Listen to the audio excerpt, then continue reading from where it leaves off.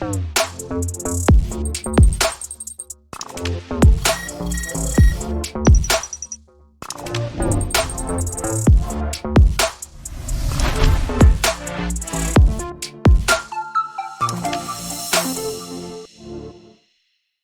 to the Deep Dive. Today, we're going straight into a really powerful and, I think, insightful conversation. Yeah, we are. We're bringing together the experiences of, England amputee footballer Tayla Paige and Coach Jordan Stringer. Right. Both of whom have actually shared their stories with us before, very generously. And the sources for this deep dive, they come from excerpts of the Reflective Coach podcast, which is hosted by Coach Luca. So for you, the listener, our mission today is pretty clear, isn't it? We want to extract those really crucial insights from Tayla and Jordan's journeys. Exactly. How they navigated significant health hurdles, those really tough mental health battles, and ultimately how they built resilience. Incredible resilience. All while, still chasing pretty ambitious goals. We'll look at their shared experiences, but also the different paths they took. You might remember Jordan Stringer from a previous deep dive we did. Yeah, he's a coach, and he's been really open about his own challenges, including some serious health issues. His real passion, it seems, is kind of building a supportive community, through shared stories. He actually first spoke about his health adversities on the Young Sung Hero series, didn't he? He did. And his goal there was really about offering inspiration, trying to lessen those feelings of isolation that can come with difficulties like that. And then we also have Tayla Paige with us in spirit, so to speak. Tayla's an England above-the-knee amputee footballer, UT footballer, and a coach, too. She just played in the 2024 World Cup representing England. Quite an achievement. Yeah, huge.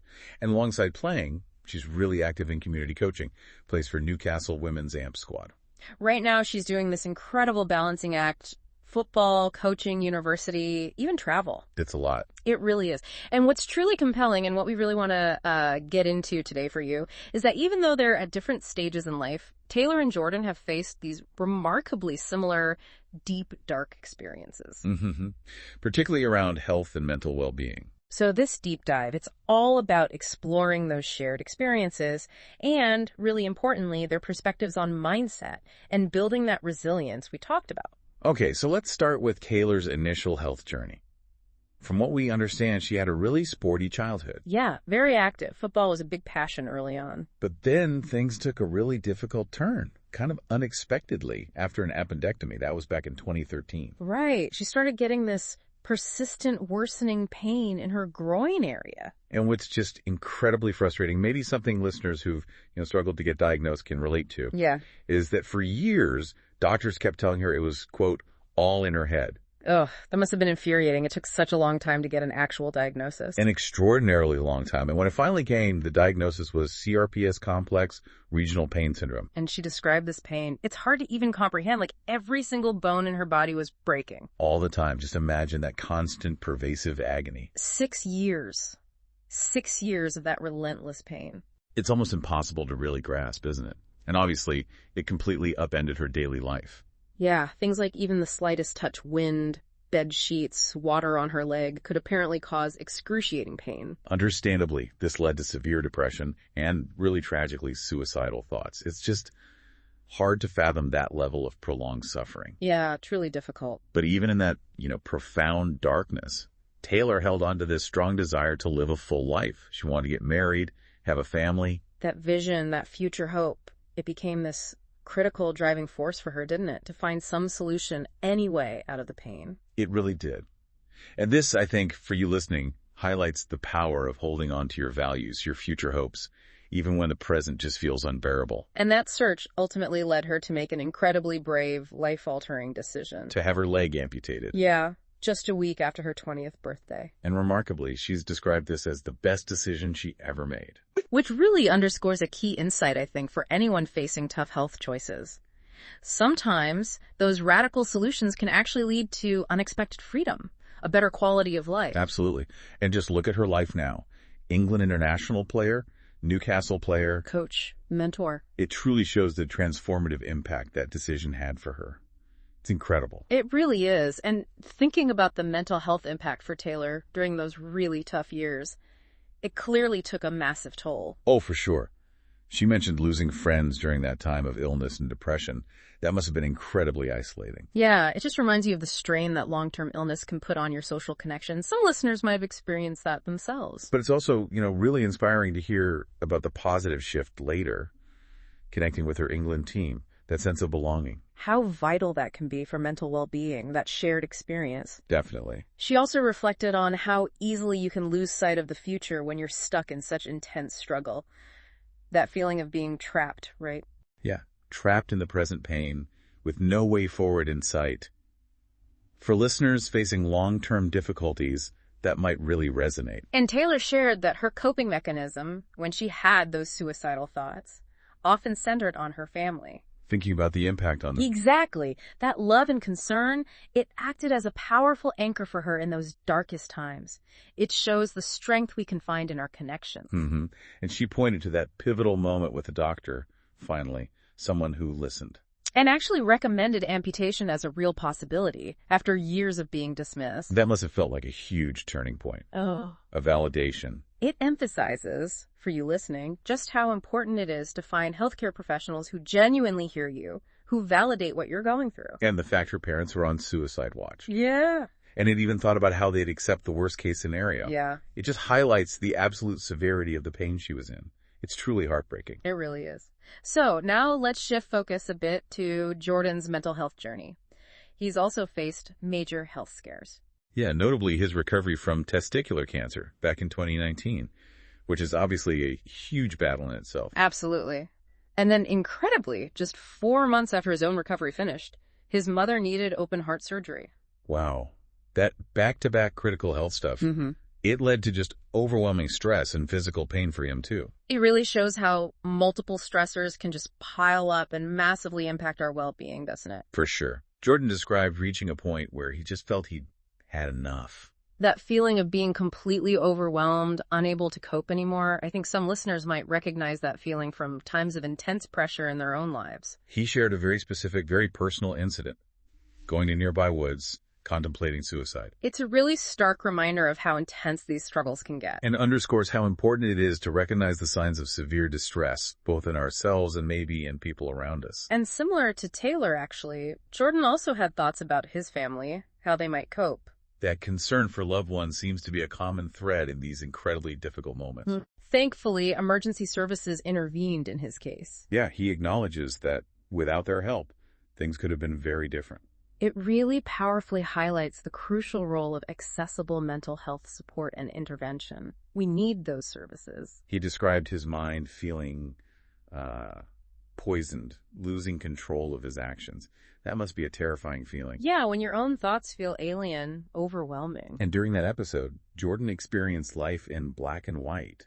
All the color, the possibility just drained away. That kind of rigid, tunnel vision thinking is quite common in severe depression, isn't it? It is. He also talked about feeling like a burden. Which is another feeling that often comes with intense mental health struggles, even when you have supportive people around. Right. And it's important for listeners to know, if they feel that way, it's often a symptom of the illness itself, not the reality of the situation. Good point. And like Taylor's family, Jordan's family and friends were also on suicide watch. Again, highlighting the deep concern and the seriousness of it all. Eventually, Jordan did get a diagnosis.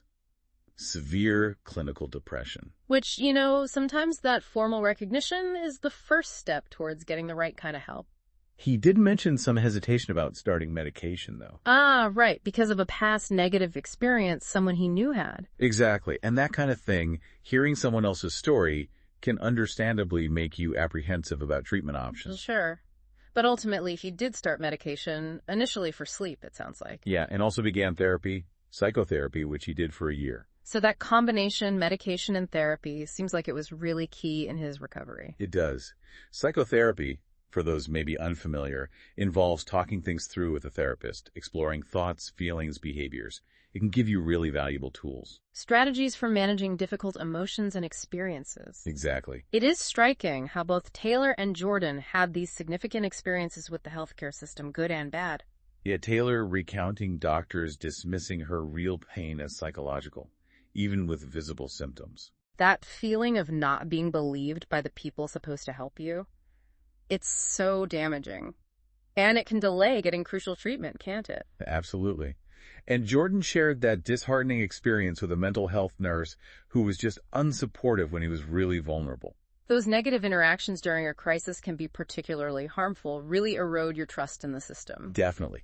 It's clear, though, that for both of them, family was the absolute core support network. That unwavering love and support from those closest, it can be a lifeline, can it? Worth thinking about the support systems in your own life. Mm-hmm. Tayla has these kind of complex feelings towards the NHS, right? Yeah. Huge gratitude for the amputation surgery, the prosthetic care. Life-changing stuff. But also that understandable frustration with appointment delays, and crucially that feeling of not being truly heard sometimes. It highlights a tension many patients probably experience. And Jordan echoes that, deeply grateful for the cancer treatment that saved his life. But then feeling dismissed when he raised concerns about later pain or ongoing issues. It seems like a recurring theme for them, and maybe for some listeners too, that feeling like your individual concerns aren't fully acknowledged. And both mention feeling dismissed at times because of their age. Which is a really concerning issue in healthcare. Your age shouldn't matter. Your experience is valid. Totally agree. There's this sense from their stories of a perceived lack of compassion sometimes. Yeah, that human element, empathy, genuine care. Seems like it was missing in some interactions. It really underscores the need for a patient-centered approach. For Tayla, that turning point was the doctor who finally showed empathy. Listened, recommended the amputation. That one compassionate interaction made such a profound difference. It shows the power of being seen and heard. Yeah. And there's this shared feeling that sometimes healthcare professionals maybe focus too much on just the test results. And lose sight of the whole person. Yeah. The lived experience. Exactly. It's a critical reminder for everyone involved in healthcare, I think. So let's talk about the role of therapy, and maybe even life coaching, in their journeys. Okay.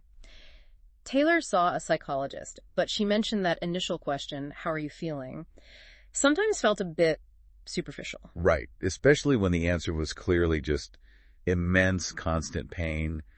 It maybe points to needing more nuanced approaches in therapy sometimes. It also took her time to find a therapist she really trusted, felt connected with. And she also mentioned therapy was actually a prerequisite for her amputation. Oh, interesting. To make sure she was mentally prepared. Yeah, emotionally ready for such a big physical change. It really highlights how psychological support needs to be integrated with major health decisions. Makes sense. And Jordan, he had psychotherapy for a year. Yes, which she found helpful in understanding his situation, processing things. That deeper dive into his mental health seems really valuable. But Jordan also raised a really interesting point, something listeners who finished therapy might relate to. The need for clear next steps after you're discharged. Exactly. That transition period can be tricky, and having strategies for continued growth is vital. He suggested things like workshops, maybe programs to help people rediscover themselves, their values, after going through major mental health challenges. Rebuilding that sense of self and purpose. Yeah. He also offered a thoughtful critique of therapy sometimes. That it can focus on obvious emotional responses, perhaps? Kind of.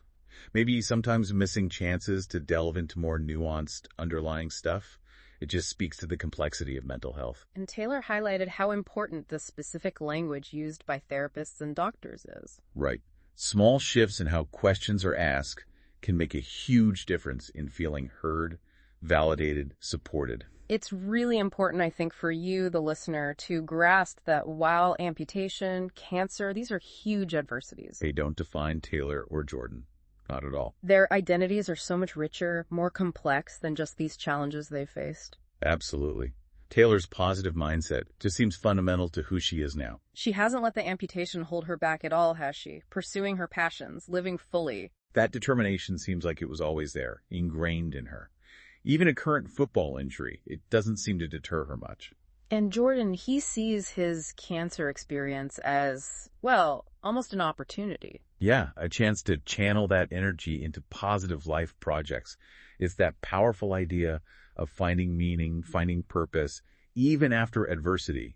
Something listeners might consider in their own lives. And it's so clear that coaching is incredibly rewarding for both of them. Yeah, they're both passionately giving back, maybe offering support they didn't always receive themselves. That desire to help others can be such a powerful motivator when you've overcome your own challenges.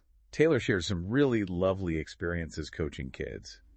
Their innocent curiosity about her prosthetic leg. Yeah, that lack of prejudice, just wanting to understand It's really refreshing, isn't it? A good perspective for all of us.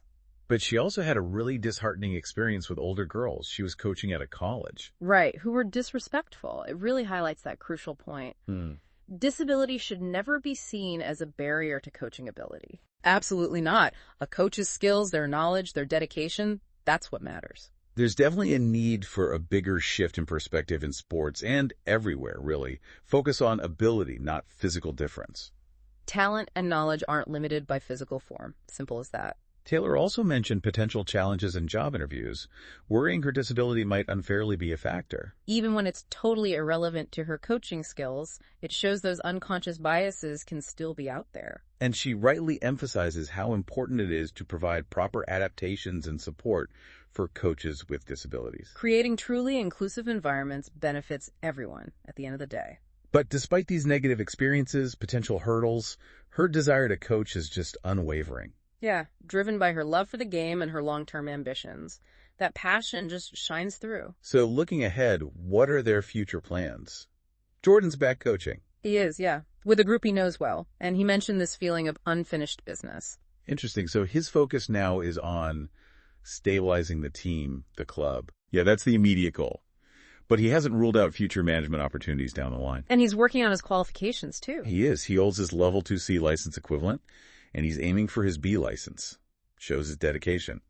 And Taylor's also pushing forward with her coaching badges. Yep, currently working on her UEFA C license, then plans to finish her degree, and after that, go for the UEFA B license. It's fascinating, isn't it? They're parallel journeys in coaching development. It really is. And Taylor has this huge ultimate goal, coaching at an academy level internationally. She mentioned America specifically, right? Because she sees them as more progressive on disability inclusion and women in coaching. Exactly. It's a very clear, very inspiring long-term vision she has. And she also wants to be the first female amputee coach at that high level, breaking barriers. Creating more opportunities for others. It's fantastic. And on the playing side, her goal is massive. Yeah. Win the World Cup in the next 4 years. Wow.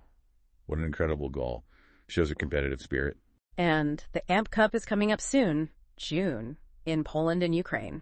It is. And Taylor sounds pretty optimistic about their team's chances based on past performances and how the squad's grown. Beyond that, there's potentially the Nations League, Euros, future World Cups. Her dedication to playing at the top level while also building her coaching career is just remarkable. It really is. Reflecting on their journeys, the sheer resilience, the mindset both Taylor and Jordan have shown, it's just profoundly inspirational. They've navigated immense challenges and come out with incredible strength, incredible determination. And the value of them sharing these experiences, even though they happen differently, different adversities, it's undeniable, isn't it? Absolutely. Their willingness to be open, vulnerable, it offers so much support, encouragement, and genuine hope to others maybe facing similar things. You know, it's fascinating to think their paths might cross again in the coaching world. Definitely. Both clearly so dedicated to the sport and to helping other athletes develop. So just to kind of bring together the key themes we've touched on in this deep dive for you, the listener. We've looked at those really dark moments, the different kinds of adversity they faced, The impact on their mental health, their recovery journeys, the crucial role of support networks. and their really exciting, ambitious plans for the future. And Jordan offered that particularly powerful reflection, didn't he? What he'd tell his younger self. Yeah, that really stuck with me. Everything will be okay in the end. Everything happens for a reason. Always expect the worst. But ultimately, Your life still matters. such impactful words, offering hope, perspective. The insights Taylor and Jordan have shared today, they're truly profound. They offer valuable lessons for all of us, I think. Definitely.